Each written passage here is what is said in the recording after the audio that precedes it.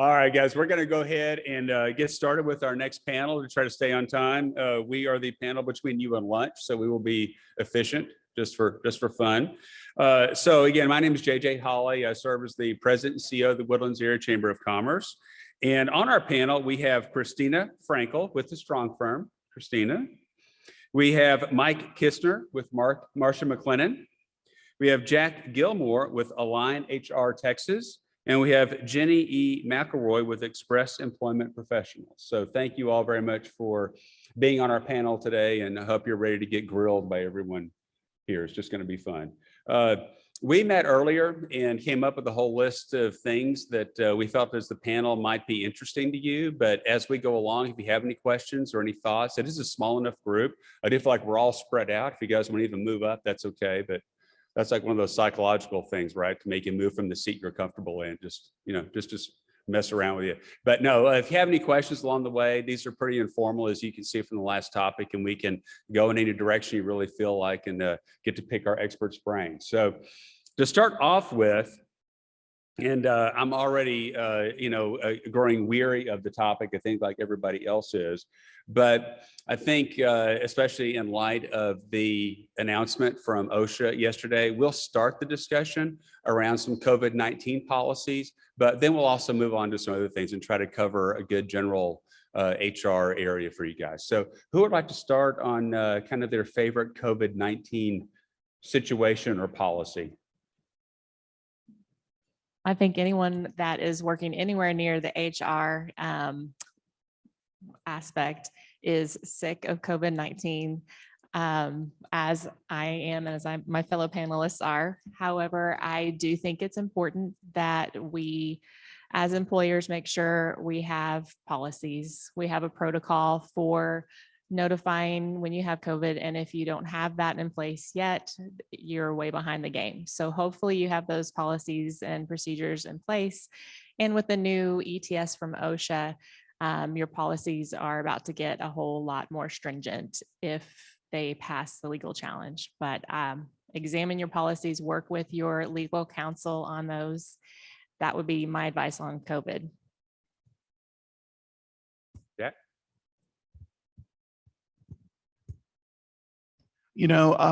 I would just echo what you said, and it's so important. Things are changing by the day, and as the information that was released yesterday, a lot of people are making their way through that and looking at it and the meaning of it. I know it was talked about in the recent legal attorney session that was right before this one. So I think you just need to be sure that you're aware of what's going on. And if you have legal counsel, talk to your legal counsel, seek advice. There's going to be lawsuits. We know that for sure. And there's going to be challenges.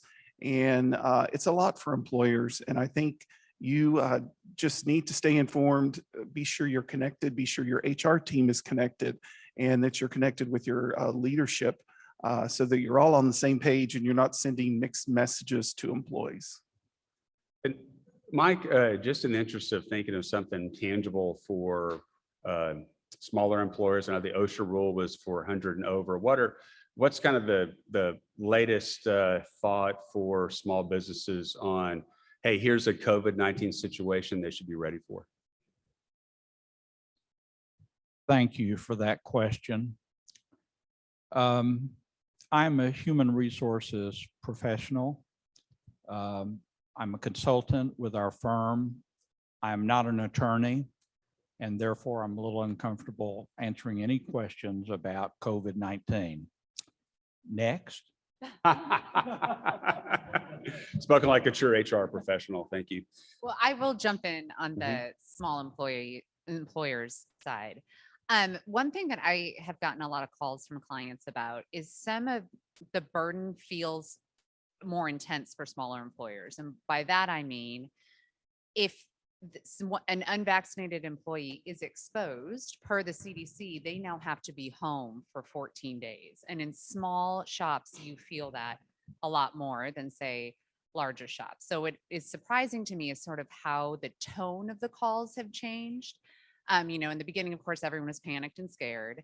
Then it was, we're going to really support our employees and their freedom of choice. And now it's, how do we get these people back at work? So, you know, a lot of employers I'm seeing have started making that quarantine period unpaid, which is a change, but that is, you know, if done correctly, is something you can do. And again, because small employers don't have the manpower to sort of, you know, deal with that quarantine period as easily, some are turning to that.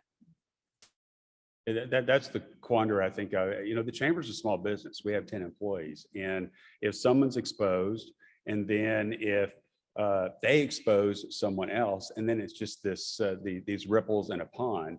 For instance, if one of my employees was exposed on Wednesday, took a positive test and was in my office yesterday and tried to be positive, I wouldn't be here today. I can go to the conference I've got scheduled next year, or next week. And it just sort of, it almost feels like tail wagging the dog a little bit, that we're so focused on it, but how do you get your core business done while still respect your employees and maintain productivity? Sure. And I think on that note, a lot of the calls I'm getting about the vaccine, where they started political, they are not political anymore, right? They're now saying, the problem is if you're vaccinated and you're exposed, you don't have to quarantine. So now from a business point of view, there's a lot of interest in having a vaccinated workforce that, again, isn't even getting into the politics of it, but just the practical nature of it. Anybody have anything in particular you want to bring up about COVID before we move on to the next? Yes, sir.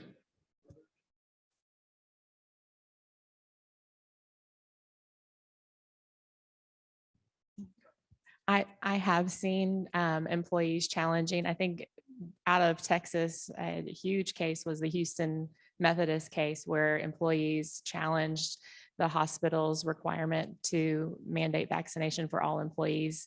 And the hospital so far has won. Employers are able to mandate vaccinations per EEOC guidance. And so far, what at least I've seen from the courts. That might change, but you are correct that there's very little precedent so far, just because the time a lawsuit takes. But the majority of the precedent so far is upholding vaccine mandates. And again, it's all changing every day. There will be some court somewhere that decides something differently soon. Yes, stay tuned. It's changing. And wait for the lawsuits to be filed and for decisions to be made in Texas. Then one is done in Louisiana, and one is done in California. And then you can plan, I think, for the appeals to start. And then you can wait until the track leads to the United States Supreme Court to decide these issues that are bound to occur.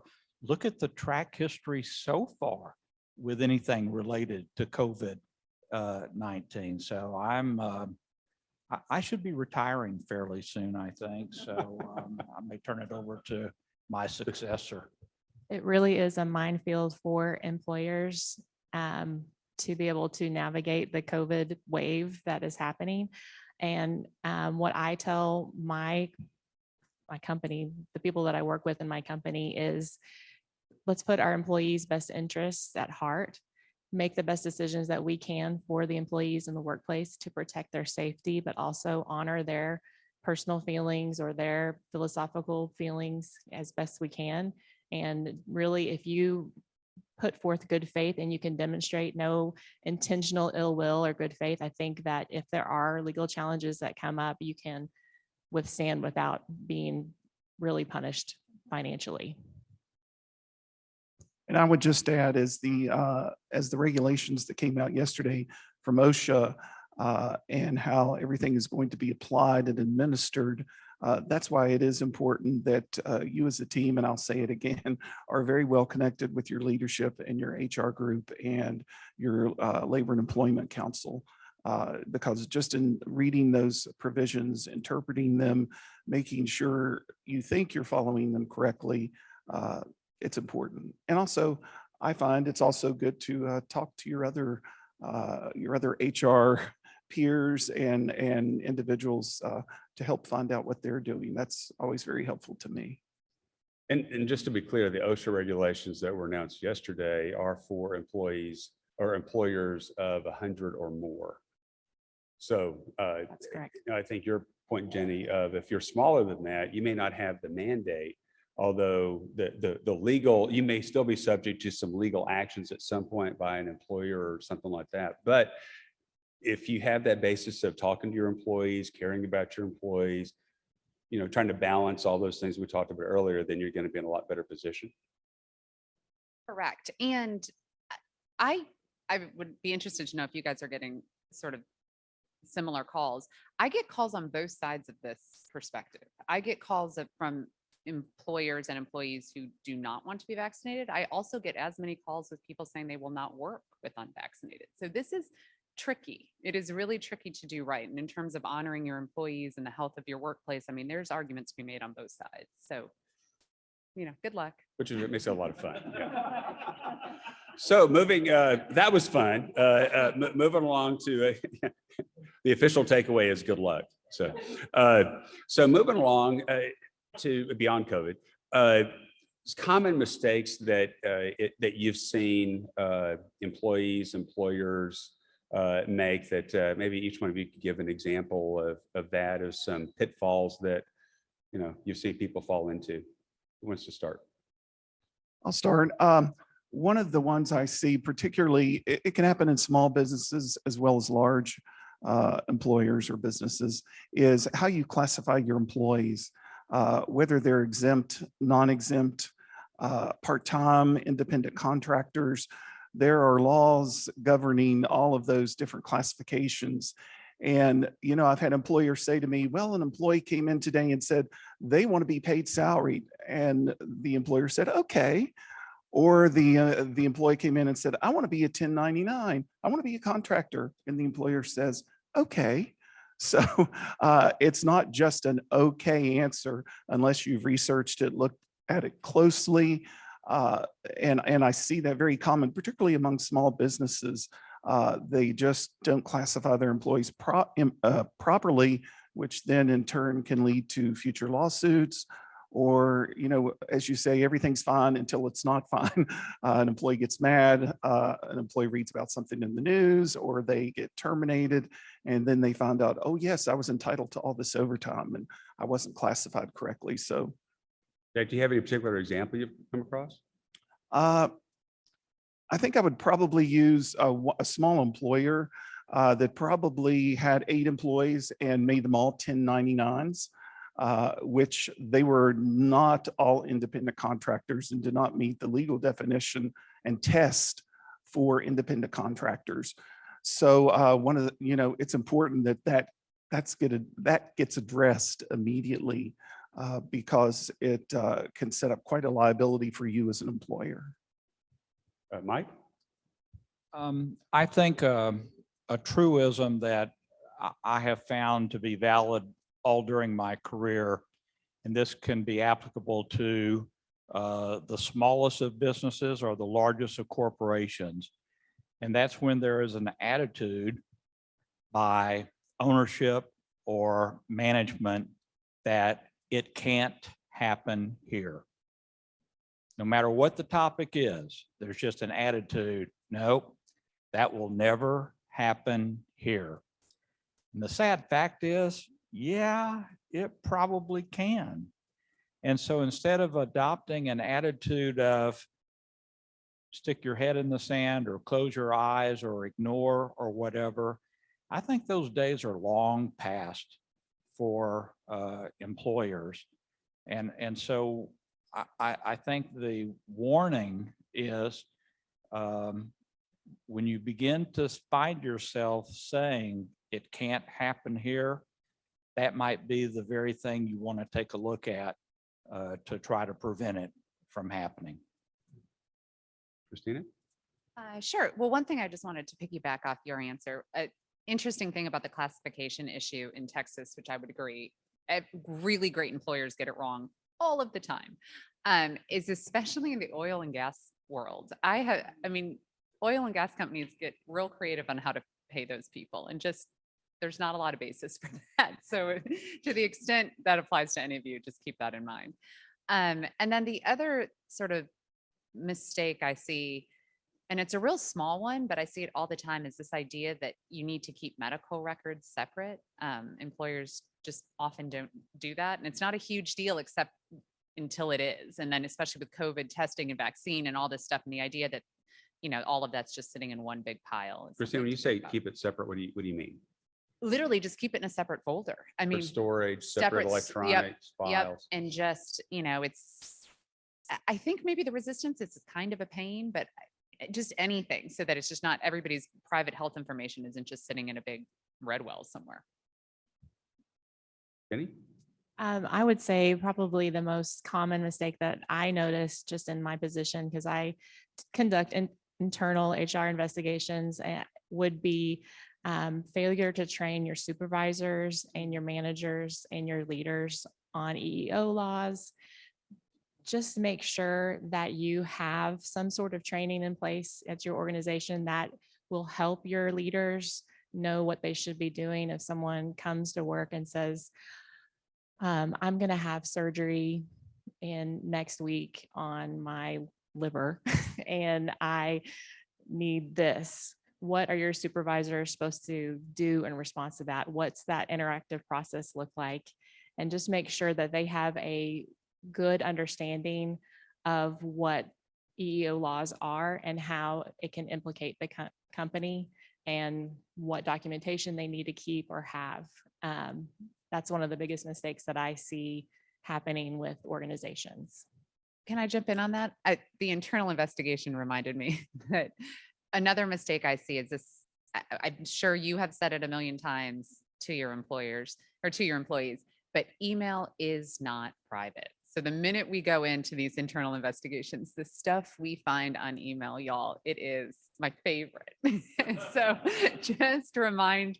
your Okay, you gotta give us employees- a story now, Christina, but an email. Well, I mean, they just say it all, right? They say it about their supervisor. They say it about, to your example, and I'm going to blush when I say this, I had a client and they truly had the best intentions, but the supervisor emailed the team that his female employee was going to be out for a breast augmentation and not to say anything when she returned, to keep her information private, right? These are the Don't do that. things that then you see in email. And I've learned not to So- do that anymore now, Christina. It's just really- thank Right. you. Good talk. Yeah. And I'd I would also, just- I would just also add text messaging between coworkers is not private, especially if you're on a company phone.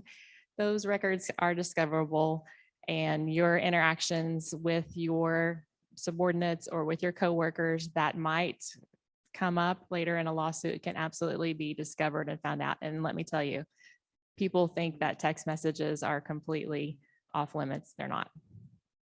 They're not. Just to piggyback on your previous comment too. Personally, professionally, I consider training to start with orientation. A standardized orientation program for all new employees almost immediately upon hire. If your company doesn't invest in the time to do that properly, instead of a fly by the seat of your pants type of attitude, like, oh, they'll learn that, how could they not learn that? Same attitude, by the way, as, oh, that will never happen here. Same kind of deal. But I believe an orientation program is absolutely important for every new employee. And I totally agree with you there, totally. And I would just add, if you're sitting here today and you're thinking, oh, wow, this panel is telling me things and maybe we don't do it right, or maybe we haven't done it right in the past, now's the time to change it or correct it or have a plan of action to go back and try to fix your orientation process, or train your supervisors and managers on emails and text usage. Because I know so many times I sit in audiences and I think, oh, I'm doing terrible. We're not doing this right. We're not doing that right. But the positive news is you can fix it and you can change it. So take action. And I would also say, when you have a robust orientation, onboarding procedure, and you also have training for your supervisors, that's going to improve your employee retention. Supervisors want to have that knowledge. They want to feel prepared to lead people and they want to understand what their risks are when they're leading, I think it improves your retention levels if you have good orientation and good communication with everybody in your team. Thank you. Oh, no. Yes.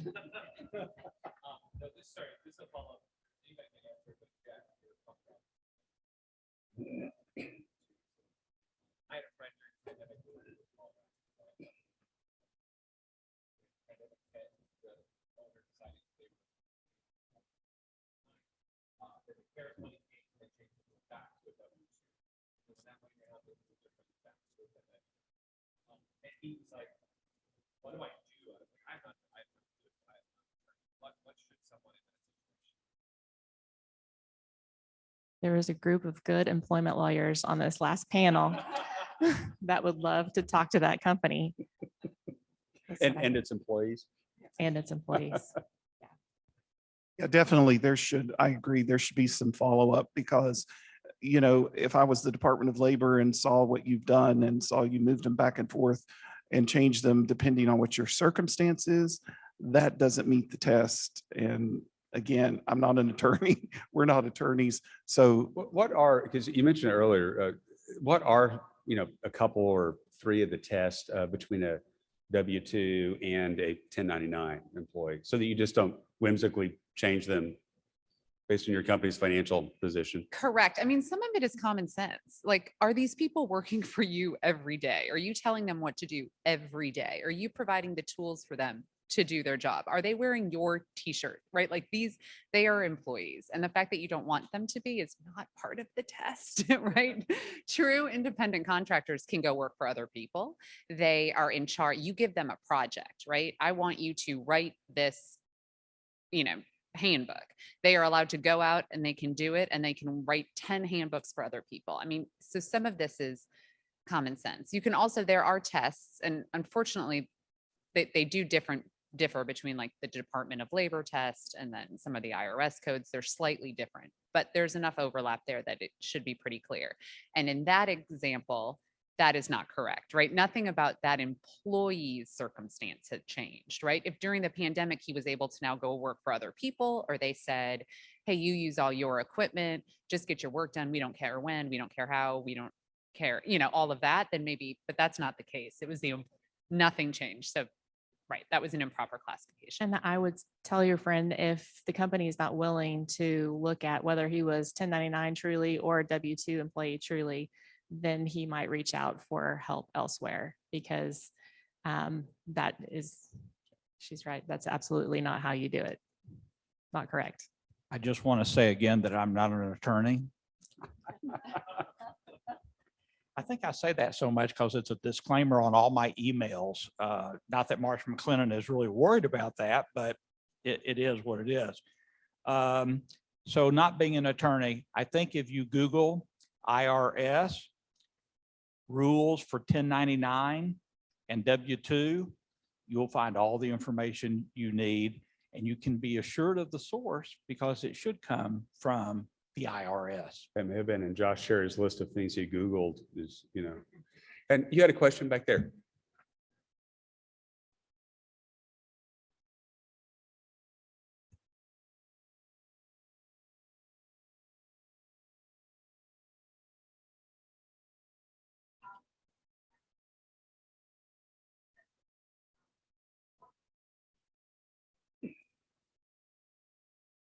So maybe I don't understand the question. You mean overemployment as in they're working for two people, or that they're just having to work too much?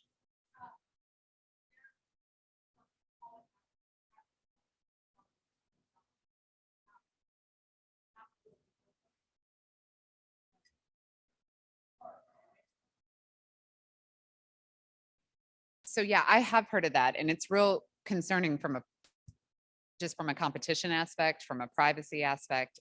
Yeah, that's a problem. So. Yeah, so I would encourage employers and organizations to have robust remote work policies in place that address moonlighting or other jobs that could interfere with what you're wanting your employee to do. We have remote options because of the pandemic at my company, which is something that we've never done in the history of our company. But we want to make sure that we have an agreement with the employee who's working from home on what are the guidelines, what are your hours that you're working for me, what are the check-in requirements, what are my expectations of your productivity, and then have those regular conversations with those employees to ensure that you're all on the same page and your communication is clear, because managing the remote workforce is just a whole new world for people and organizations. So, and I didn't mean to get into like Disney theme, but it came out, sorry. But that would be my best advice, is to make sure you have a written policy and make sure the supervisor or leader of the company is following up regularly with your remote work employees.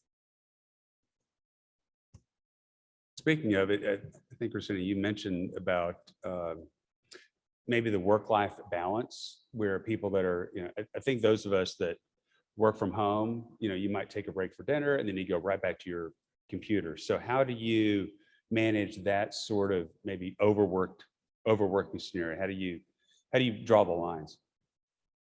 Well, I don't know if I can solve the work-life balance problem, but I will say I would agree that policies are important, including we expect you to be working these hours, right? That is really important. And then if you see, well, now all these emails are coming in at 5 a.m. or at 10 p.m., then that's a conversation between HR and the employee. And it could be that the employee said, I like it this way, right? Like now hopefully remote school is coming to an end, but there could be some employees that in the beginning, they're really needed to shift their working hours and it was okay for them and their productivity kept up. But if it's one of those things where now they're working just around the clock and they're unhappy, well, then you're going to lose them. So again, a written policy is helpful.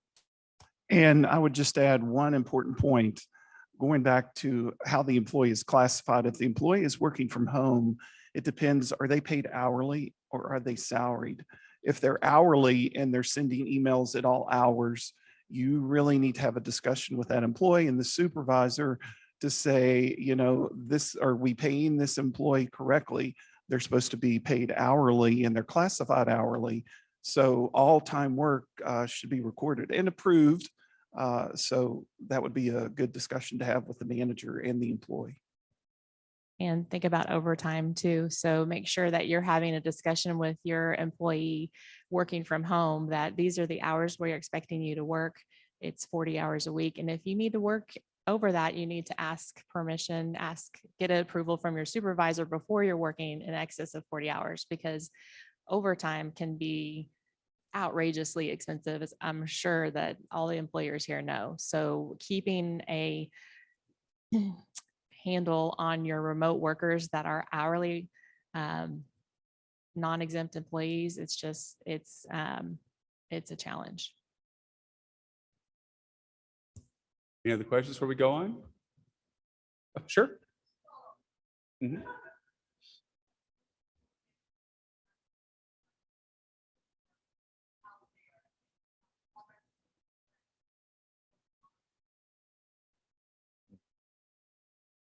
What was that app they said earlier about Goof Off? Yeah. Yeah, Lee Winkleman mentioned that, didn't he? Yeah, he said, if you work for that company that has Goof Off, don't quit. You should quit. Yeah. That's what he said. At least in our organization, we are very hesitant to go remote because our work interfaces so much with employees. I work for Express Employment Professionals. We're a temporary staffing agency, but we also do direct hires. So we really need to interface with not only our companies, but employees that are coming in for interviews. So the remote aspect of that was very challenging on our offices because you literally couldn't interview people in person for jobs. And I do think personally, what I'm seeing in organizations is a hybrid where there's going to be a lot more virtual work, but a lot of the companies that we serve may be in manufacturing or other type of industry where you literally can't work virtually. So it just depends on what your industry is and your capabilities as an organization. But I do think that if you are capable, you really need to consider it, because As Stacy and I will talk about later in our generational presentation, you want to find ways to attract and retain good talent. And I think by offering those virtual options, you will be able to do that. Thanks for the question. So now we'll move on to another hot topic, which is diversity, equity, and inclusion. So what are some applications you're seeing in your small business world that you see need to be, other businesses need to apply or they might be missing? Mike, I know you're not an attorney, but if you want to take that one first. Well, I'm not an attorney, but this topic receives what I consider to be a lot of press. There is not a day or a week that goes by where this topic doesn't pop up in the news. And so I think it's again, your company may have a lot of training priorities, and it becomes a challenge. Well, how much do you train? What do you offer? What is the most important thing or the most important things? Fortunately, I noticed in the agenda for the program that there are speakers talking about this very topic, just this one topic. There is a plethora, is that a word? Plethora? Yes. Oh, good. I heard somebody else use it and I just loved it and thought, oh, I'm going to use it too. There are a plethora of training opportunities that are just coming out of the woodwork. So I think very important, you've got to feel comfortable with whoever you decide to use or how you approach this subject, because it is something like so many other things, you just don't want to misstep about this information. Anybody else? I would agree with you, Mike, that it is a HR hot topic to talk about diversity, equity, inclusion right now. And if your organization isn't talking about that, then it really should begin that discussion. And I've seen some companies have like focus groups or groups within the organization that start that discussion and how they're going to bring more of that discussion into the workplace. That's definitely a pitfall that I see from my perspective on the defense side or the HR investigation side, is if you're not looking at diversity and equity and inclusion in your company, are you setting yourself up for problems down the road? But not just problems, are you also setting yourself up for losing top talent? Someone said to me the other day that it's an employee's world right now. Well, that's true.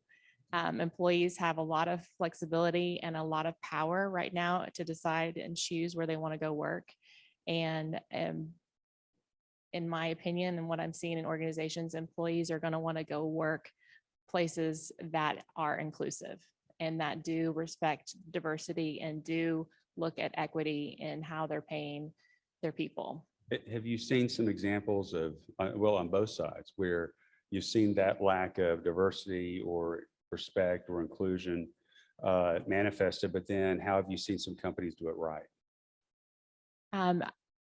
Many companies are getting it right. I've seen companies who are embracing the diversity officer role. So they have somebody in their company who's going to be, promoting and fostering that within the organization. And companies that are proactive are really creating a good cultural environment in the organization and our places, like I said before, that people want to go work.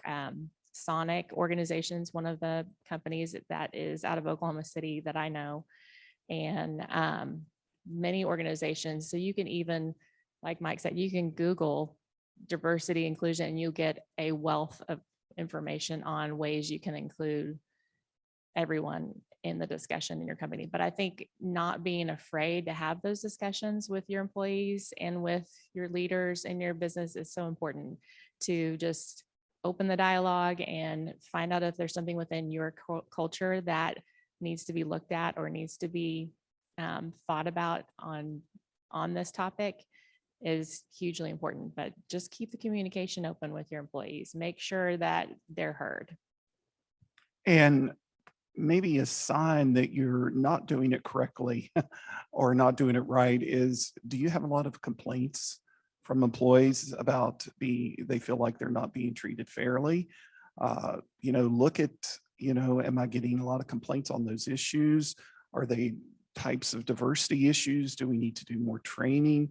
And as Mike said, and as everybody has said, there's all kinds of training out there, but it's important that you address it. And where these things sometimes show up are in cases like, someone gets terminated and they feel like, this was the type of environment I had to work in where there was age or race discrimination. Well, this is more race and all kinds of other topics that come under this. But sometimes that's where you see companies that don't do it right. So it's important to do it right starting out and now. And I want to add, among all the other great advice and suggestions that you're getting, the topic that we're talking about, it didn't get that bad that quickly, and it's not going to get better that quickly. It's a long road usually, because the problems associated with the topic can be, many years in the making. And sometimes making it even more difficult is because perhaps the belief of the owner or the senior management of the company has influenced the rest of the organization over time. Funny how that works. He who has the gold rules. Gee, I don't know. I don't think that's true anymore. Yes, I do. It could never happen here. It could never happen here. And remember, I am not an attorney. So, Kristina, speaking of being an attorney, any thoughts on that? Maybe some examples where you've seen, a company not do it correctly, and little lessons learned for us. Well, yes, no, companies get it wrong all of the time. And I will say the good news, if you can frame it like that, is that they're generally getting it wrong on accident, right? This is the days of we really want to be the bad guys usually are over. So it is well-intentioned employers that get things wrong. But I did actually have a question for you, Jenny, because you said you were doing the generational panel next. I get the sense that when you're talking about recruiting top talent, I get the sense that diversity inclusion is very important to the generation behind us and those coming out of school. And in terms of attracting that top talent, I would think that that is important. Have you seen that? Yes, absolutely. And if you want to come at 1:30 to our generational talk, we're going to fill you in more. No on plugging that your own topic. panel during this panel. It's Not going to be fair. fabulous. All right, we've only got. JJ, excuse me. Go ahead, Mike. Yes, for those of you who are not able to come to my panel at 10 o'clock, I will be happy to send you, talk about plugging other panels. I will be happy to send you the resource information that I use for my presentation, the basics of HR, which based on some of the questions today, I think you could really use it. There is no obligation. There is no fee. I will not bill you for the information. Just email me at mike.kissner, Kissner, at marshmma.com. And I will get that information to you sometime in the future. Thanks, Mike. And I believe, David, I'm looking at you, if you're an attendee today, all of the presentations are available on the Whova app. Perfect. I listened to those notes. Oh, then don't send me an email. I only send Mike an email if you want legal advice. So you did mention this a little bit, Kristina, I think you touched on it about you want to be a good place to work, and some things, some cultural things like having a mature diversity, equity, and inclusion policy or a culture is a good thing.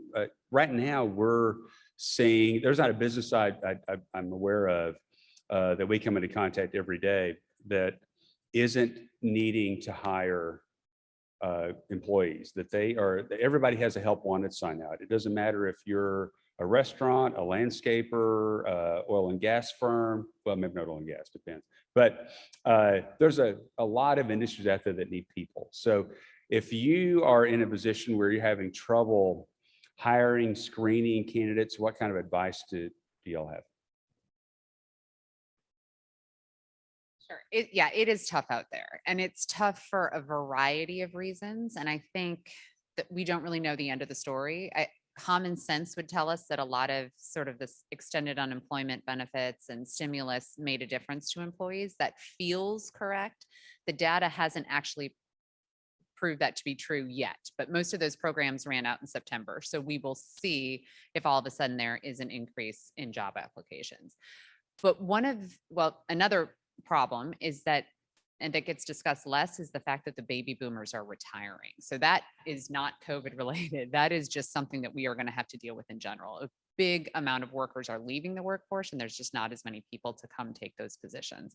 The skills gap is a big part of this. And I'd be curious if you guys have found this in your own companies. It's not that employers aren't getting applications, is that they're not getting applications that have the skills they need. On the flip side, employees are saying, listen, I am begging for a job and there are no jobs that match the skills I have. So one piece of advice I would give you is to look at, do you really need everything you say you need, right? An example of that is a college diploma, right? That is usually bullet point number one on some of these. And just ask yourself, do you need it? And the answer might be yes, but it is worth sort of thinking through that. And then the other option is to reskill some employees, right? Like if you think there is a good candidate that comes to you, but they don't know how to use, Microsoft or Excel or any of these things, pay for the training yourself, because there can be some good people out there that just don't have the exact skills you need. But if you invest in them, they could be good employees. Kristina, I'm glad to hear you mention about the college degree requirement. Usually wealth advisor firms really like finance degree, college degrees, that type of thing.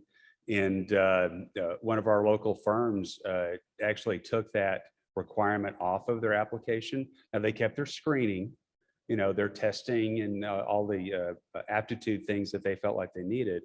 But this particular owner said that their pool of applicants, the quality increased, even without having that college degree requirement. Yeah, that makes some sense to me. And again, maybe anecdotally, it feels like some really qualified people that for whatever reason don't have a college degree might be really excited about that job and might be really good employees. And Exactly what he said. They said, I would not have had this opportunity previously, but now I have it and I'm so excited and grateful to get the chance. I would say, I've been with a lot of organizations and some of them really had a very thorough screening process, but they took forever to make a decision. Or sometimes the hiring manager would be like, no, I want to see 5 more people or 5 more people. And by that time, maybe the candidate you liked or you kind of had your eye on is gone. They've accepted an offer somewhere else.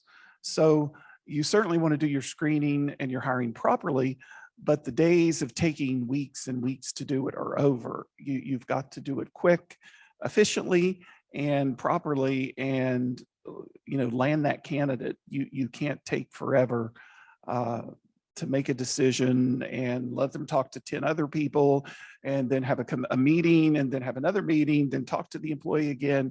I mean, usually if you go through all of that, the employee's already accepted a job somewhere else. We've got about 1 minute left, I think. David, any closing thoughts from anybody? Then everybody talk at once. Be nice to your HR professionals. It's been a rough go of it. So we'll get into this in our presentation later, but looking at mental health programs and other unique ways that you can attract and retain employees should be on your list of to-dos for organizations.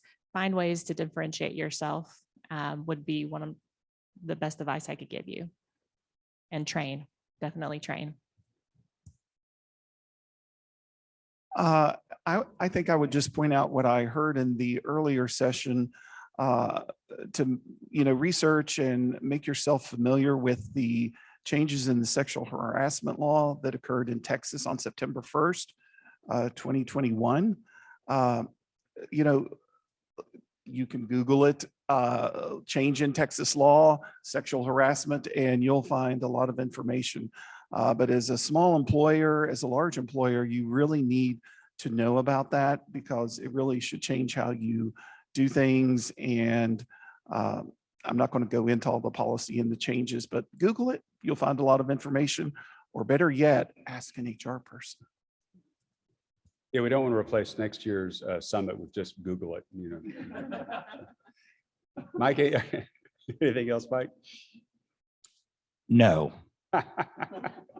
If you were an attorney, speaking of, Kristina, do you have If anything I else? were an attorney, I would have more to say. That's right. But I am not, and I defer to the attorney. Well, I will just say as good as remote work has been for some companies and some employees, I would also just remind you to find ways to connect your workforce, because a lot of these problems, go away if everyone sort of likes each other. So, try to be a supportive company. Great. Thank you all very much for your time today. And again, see Jenny at her panel at 1:30 for more information. So, Come see me. thank you all very much. I think we're going to go over there and take a picture by the wall. Is that right? Okay, perfect. I'll put my toys down.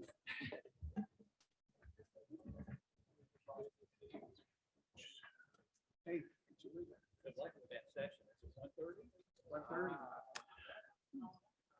So now, guys, we're going to give you some time to visit the exhibit tables out here in the lobby. And also, this is time to go ahead and grab lunch. I believe it is set up in the hallway out here. And we'll start our lunch keynote speaker at 12:20.